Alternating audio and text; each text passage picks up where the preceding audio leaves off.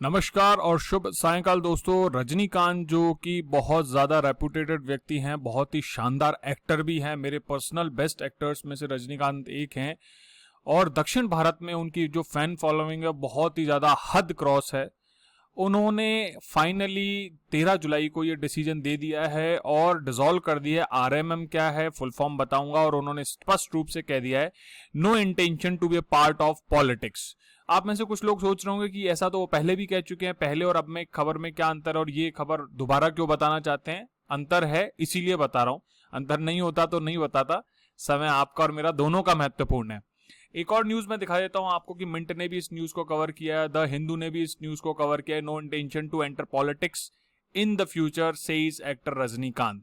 ठीक है, ये इंडिया टुडे की न्यूज है। उन्होंने क्लियर कर दिया है, बता दिया है कि उनका जो आउटफिट था रजनी मक्कल मंदरम, ये आरएमएम एक इंस्टीट्यूशन या पार्टी बनाई थी उन्होंने मिलकर, जो उनके फैंस थे उन सब ने मिलकर एक पार्टी बनाई थी जिसमें कि रजनीकांत लीडर थे या जो उनके आधार पे वो पार्टी बनी थी, तो उसको डिसॉल्व कर दिया है। तो ये डिफरेंस है। पहले जब दिसंबर में उन्होंने स्टेटमेंट दिया, तब दिसंबर में जो स्टेटमेंट था उसका क्या रेलेवेंस है।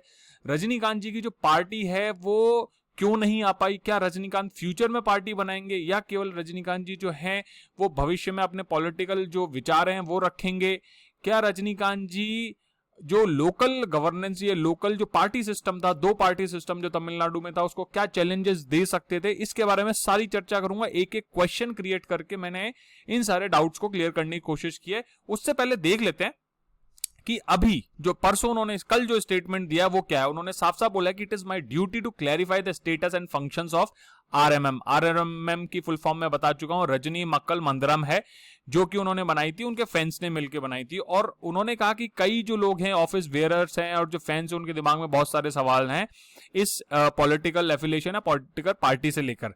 तो उन्होंने साफ साफ कह दिया है कि he do not want to be in part of politics, और इस समय जो सर्कमस्टांसेस हैं ये उनके लिए संभव नहीं होगा कि वो इस चीज में भागीदारी करें। इसके साथ साथ I have no intentions to enter politics in the future, और भविष्य में भी, अभी तो नहीं करूंगा और भविष्य में भी मेरा राजनीति में आने का कोई इच्छा नहीं है या फिर मेरी कोई नियत नहीं है। इसलिए RMM will be disbanded, RMM को समाप्त किया जाता है, डिसॉल्व किया जाता है। और रजनीकांत फैंस वेलफेयर एसोसिएशन जो है, जो कि फैंस का कल्याण करने के लिए, जो आमजन है, समाज की सेवा करने के लिए वो जो काम करती है वो पहले की तरह काम करती रहेगी विदाउट एनी एफिलिएटेड विंग्स। अपनी कोई भी पॉलिटिकल पार्टी या उस तरीके की जो गतिविधियां उनको हटा के पहले जैसे काम करती रहेगी। अब मैं आपके सामने लेके आता हूं सवाल। देखो क्या है कि what was it all about. तो कहने का मतलब है कि रजनीकांत जी के पार्टी का जो हुआ है या जो भी कहानी थी वो क्यों हुई। बहुत सारे स्पेकुलेशन थे। रजनीकांत जी ने 2017 दिसंबर में भी ऐसा कुछ कहा था कि मैं पॉलिटिक्स में आऊंगा। उससे पहले भी कई सालों में 1996 के बाद से ही उन्होंने इस तरीके की गतिविधि जो थी वो अपनी शुरू कर दी थी कि मैं राजनीति में इंटरेस्ट रखता हूं और मैं आऊंगा। तो इतनी सारी बातचीत के बाद उन्होंने एक कंक्रीट स्टेटमेंट देने की कोशिश की थी और कि भाई मैं पॉलिटिकल डेब्यू करूंगा। और 2020 में, क्योंकि आप ये ध्यान देखिए कि 2020-21 में जनवरी में तमिलनाडु में असेंबली चुनाव होने वाले थे, तो इससे संदर्भ में उन्होंने उससे पहले पॉलिटिकल पार्टी बनाने की बात की थी। तो उन्होंने लेकिन उससे पहले ही अपने पॉलिटिकल प्लान्स को कैंसिल कर दिया था दिसंबर 2020 में। और ये जो स्टेटमेंट दिया था उन्होंने दिसंबर में, वो अपनी पार्टी जब वो लॉन्च करने वाले थे जनवरी 2021 में, उससे 2 दिन पहले किया था। तो आप ये समझिए कि ऐसा क्यों किया उन्होंने, इसके क्या कारण थे कि बहुत सारी इच्छाएं थी, क्या ये संभव था, क्या नहीं था। अगला क्वेश्चन बनता है, why has Rajinikanth decided to quit politics even before making an entry. भाई उन्होंने तो पॉलिटिक्स में अभी तक कोई बिंदुगत भागीदारी ही नहीं की, ना उन्होंने पार्टी बनाई, ना उन्होंने किसी पार्टी से एफिलिएशन किया, इससे पहले ही वो हट गए। तो इसके 2-3 पॉइंट आते हैं। एक तो चीज है उनकी हेल्थ कंडीशन। उनकी हेल्थ कंडीशन था, अभी क्या एक मूवी की वो रिकॉर्डिंग कर रहे हैं, मूवी बना रहे, तो उसके दौरान कई जो बड़ा क्रू था उसमें कोविड-19 से कई लोग इफेक्ट हो गए और उनको भी इम्यूनो सप्रेसेंट जो दवा लेनी पड़ रही थी उसके कारण उनकी जो इम्यूनिटी थी उससे काफी हार्म हुआ और उनकी जो तबियत थी वो काफी खराब हो गई थी, हॉस्पिटल एडमिट रहे थे। तो ऐसे में पॉलिटिक्स में एंटर होना और ऐसी पेंडेमिक जहां की इतनी दिक्कतें हैं उसमें बहुत ज्यादा दिक्कत हो सकती है। इसके साथ साथ उनकी जो एंट्री थी वो बीजेपी के लिए एक एंटी द्रविडियन फ्रंट बनाने के लिए बहुत ज्यादा इंपॉर्टेंट थी, क्योंकि वर्तमान में जो तमिलनाडु में दो पार्टीज हैं वहां द्रविडियन कॉन्सेप्ट बहुत ज्यादा चलता है। तो इसलिए ये दो जो तरीके थे, जो नेशनलिस्ट और स्पिरिचुअलिस्टिक व्यू जो रजनीकांत रखते हैं, रजनीकांत भी बहुत ज्यादा स्पिरिचुअल हैं और बहुत नेशनलिस्ट भी हैं, तो ये एक आइडियोलॉजी वहां पे चेंज करने की कोशिश थी। लेकिन उनके जो फैंस, उनका मानना है कि हेल्थ कंडीशन ऐसी थी। इसके साथ साथ एक चीज और मैं बताता हूं आपको, how his exit change the assembly poll scenario. देखो, रजनीकांत ने जो प्रपोज किया था कि मैं पॉलिटिक्स में आऊंगा, तो उससे क्या होता, वहां पे ट्राई कॉर्नर कॉन्टेक्स्ट की बात का विचार आया था कि भैया रजनीकांत, क्योंकि उनकी फैन फॉलोइंग बहुत ज्यादा है, और मैंने आपको पहले भी बताया कि जो द्रविडियन कॉन्सेप्ट है उसकी बजाय आप जो नेशनलिस्ट कॉन्सेप्ट है या जो इंडिया लेवल की बात है, वहां पे वो जो नजरिया था वो भी आने की बात थी। लेकिन as we all know it didn't happen. Next question बनता है कि विल रजनीकांत जी जो हैं 1996 की तरह क्या अपनी पॉलिटिकल वॉइस जो है उसे बार बार एक एक्टर के रूप में प्रदर्शित करेंगे।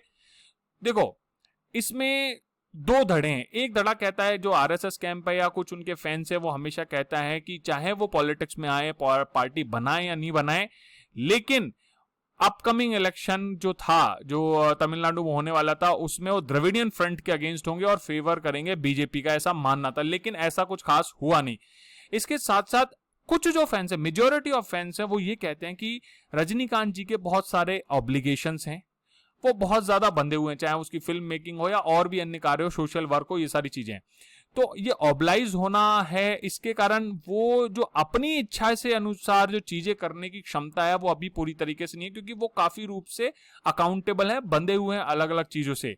लेकिन अब जबकि उन्होंने ये विश्वास कर लिया है, विचार बना लिया है कि मैं पॉलिटिक्स में नहीं आऊंगा, पॉलिटिकल हैपनिंग में भागीदारी नहीं करूंगा, तो उनका मानना है कि अब वो कतई इस तरीके की गतिविधि नहीं करेंगे, because he is very relieved now, और वो अपनी कई और मूवीज को कॉन्ट्रैक्ट करेंगे, उनका बनाएंगे। तो अल्टीमेटली द पॉइंट इज कि अब वो पॉलिटिकल एफिलिएशन या पॉलिटिकल जो विचारधारा, विचार हैं, अभिव्यक्ति है, उनको व्यक्त करने से थोड़ा बचेंगे, ऐसा उनके फैंस का मानना है। इसके साथ साथ एक क्वेश्चन और बनता है कि भैया फिर ये हुआ क्या। इसको तो ये कहते हैं खाया पिया कुछ नहीं, गिलास तोड़ा 12 आना, इतना हवा काट दिया और किया धरा हुआ कुछ नहीं, कोई मतलब नहीं है। तो द पॉइंट इज, इसका सिग्निफिकेंस की अगर अपन बात करें तो पॉइंट इज कि उन्होंने कभी कोई पार्टी नहीं बनाई, ना उन्होंने कोई पॉलिटिकल वर्क किया, और ना ही सामान्य तरीके से पॉलिटिशियंस के रूप में वो लोगों से मिले, और ना ही उन्होंने राज्य जो उनका स्टेट तमिलनाडु उसका इस तरीके से ट्रेवल किया।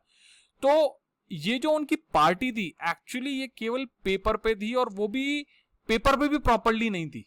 तो ये जो हुआ था ये केवल कागजी हुआ था, इसकी कोई जो फ्रेमवर्क था, सिद्धांत था, वो पूरी तरीके से क्रिएटेड नहीं था। इसमें एक चीज और इंपॉर्टेंट आती है कि ना केवल जो उनकी एंट्री थी, उनका उस एंट्री का जो प्लान था वो अपने आप में बहुत डिलेड था, क्योंकि जो उम्र उनकी वर्तमान समय में, उसमें पार्टी बनाना, उसका स्ट्रक्चर बनाना, हेल्थ की जो कंडीशन है, तो वो अपने आप में बहुत चैलेंजिंग है।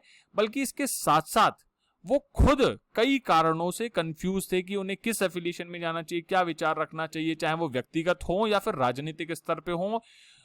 और कई बार उन्हें कुछ चीजों ने फोर्स किया, और ऐसा लगता था कि वो किसी दबाव के चलते पॉलिटिक्स में आना चाहते थे, या अपना सिक्का या अपने फैंस को सेटिस्फाई करने के लिए, क्योंकि फैंस का भी बहुत दबाव रहता था उनपे कि सर आप पॉलिटिक्स में आइए, आप बहुत अच्छा करेंगे टाइप से।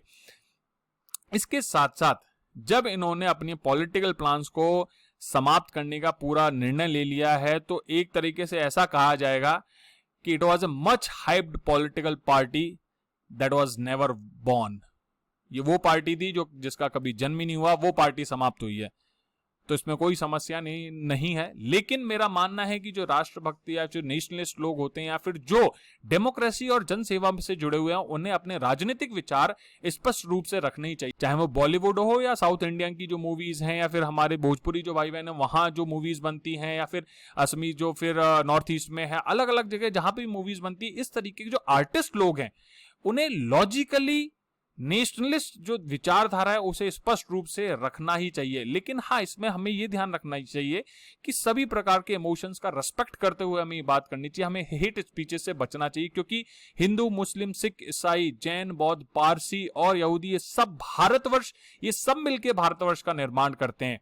तो हमें इस भारतवर्ष को मजबूत करना है। इसी के साथ दोस्तों, जय हिंद, जय भारत।